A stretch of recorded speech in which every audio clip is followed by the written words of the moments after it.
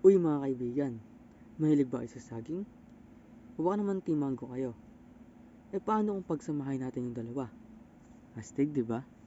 Alam ninyo ba na ang genetically modified organism or GMOs ang tawag ay mga halaman na o hayop na binabago gamit ang biotechnology para magkaroon ng mas maganda at magandang katangian, mas mabilis at mas tiyak ito kaysa sa traditional na breeding. Ngayon, ipapakilala namin ang Bana Mango, isang saging na may tamis, aroma at sustansya na mangga. Tara, silipin natin ito. Diba alam naman natin ang saging ay mayaman sa potassium, vitamin 6, fiber, at carbohydrates. Samantalang ang mangga naman ay loaded naman to sa vitamin A, vitamin C, at antioxidant. Kaya naisip namin, why choose one kung pwede naman pagsamahin, di ba? Paano ito ginawa?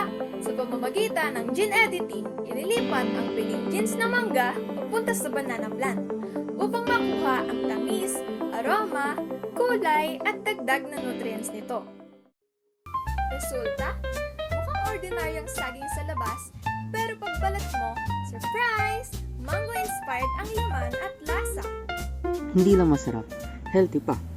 Mas mataas ito sa vitamin A, vitamin C, at mayaman pa rin ito sa potassium, fiber, at iba pang antioxidants.